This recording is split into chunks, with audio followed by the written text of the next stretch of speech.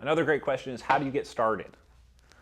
Now, I'm going to film a more comprehensive checklist of what you need to do to get started, but the answer is just to start. You got to start looking, you got to start securing the money, you got to start your business entity. I recommend S Corp for tax purposes. A lot of people do LLC, but you're still subject to self-employment tax, which is like pretty substantial.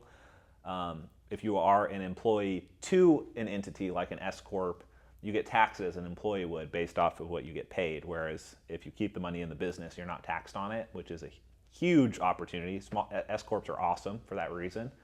Although I've heard they can be a little more expensive. I just made one on LegalZoom the other day. It was super easy. Took like 20 minutes, and I had an S Corp. And then from there, you need startup capital. You need a business plan. You need to know what you're going to do. If you have the startup capital and you work through us, we already have the business plan. It'd be very easy for us to tell you what to do next. However, if you need to figure it out yourself, you need to come up with a business plan of how much you're going to charge these people, how many people do you need to break even, what's the timeline, like what's your runway, how much time do you have to break even, can you do a pre-sale or some sort of market research to see if you're even capable of acquiring members like that before you commit to a 5-year lease. That's very critical. Gauging the demand for something like that in your area. Maybe subletting out a facility like at a gymnastics gym or at some sort of other gym and asking if you can put mats down in the corner and see if you can build up some students that way.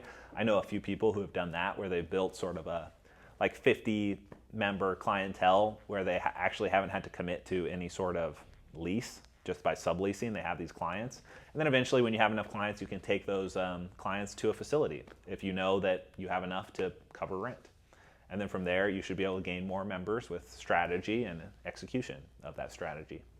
So yeah, it's really just about starting. And if you're unsure where to go, like I said, we have these resources. I think we're probably the best resource for this kind of information. Obviously, there's a bajillion entrepreneurs and business experts on the internet that you can learn tons from if you're just willing to dedicate some time to YouTube. But yeah, I think right here, you probably have the best chances because we've done it and we know what to do, and it's pretty easy as long as you're a hard worker and you have a modicum of intelligence to actually solve problems.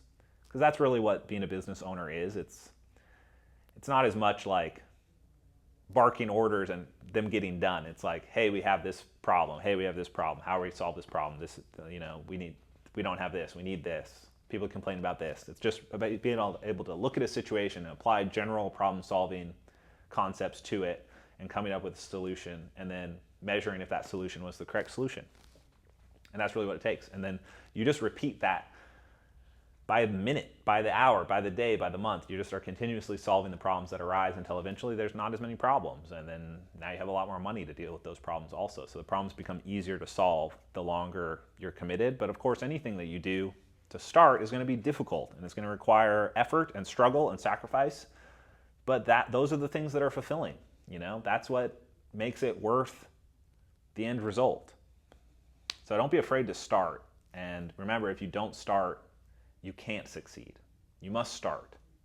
You must be willing to be a fool if you are ever to become the master or the expert.